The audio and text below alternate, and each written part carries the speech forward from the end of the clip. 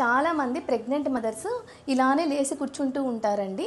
ఇలా స్ట్రైట్గా లేవడం వల్ల కింద ఉన్న అబ్డామినల్ మజిల్స్ మీద, బ్యాక్ మజిల్స్ మీద ప్రెషర్ అనేది పడడం వల్ల lower abdominal pain, back pain ఎక్కువగా కంప్లైంట్ చేస్తూ ఉంటారు. అదే కాకుండా అబ్డామినల్ మజిల్స్ అనేవి రెక్టస్ మజిల్ అనేది సపరేట్ అయ్యి డయాస్టాసిస్ రెక్టై అనే కండిషన్ కూడా వస్తుంది. ఇంకా సడన్గా ఇట్లా పడుకొని ఇట్లా సడన్గా లేయడం వల్ల కూడా అది హైపర్ టెన్షన్ వచ్చి దానివల్ల కళ్ళు తిరగడం కూడా ఎక్కువ మంది చెప్తూ ఉంటారు. సో కరెక్ట్ వే ఏంటో ఇప్పుడు చూద్దాం. సో ఫస్ట్ మెల్లగా ఒక సైడ్కి తిరగాలి. సెకండ్, నీస్ అనేవి కొద్దిగా బెండ్ చేసుకోవాలి. థర్డ్, ఆర్మ్ మీద ప్రెషర్ పెట్టుకొని కాస్త లేసి కూర్చోవాలి. సో ఫోర్త్, ఇట్లా లేసి కూర్చున్న తర్వాత కాసేపు స్టెబిలైజ్ అయిన తర్వాత మాత్రమే లేసి నిల్చోవాలి. ఇది ఓన్లీ ప్రెగ్నెన్సీ వాళ్ళు మాత్రమే కాదండి. ఏమైనా మేజర్ అబ్డామినల్ సర్జరీస్ అంటే హిస్టెక్టమీ కానీ, సిజేరియన్ అయిన వాళ్ళు కానీ ఈ విధంగా లేవడం వల్ల అబ్డామినల్ మజిల్స్ మీద స్ట్రెయిన్ కాకుండా ఉంటుంది. ఓకేనా? Thank you.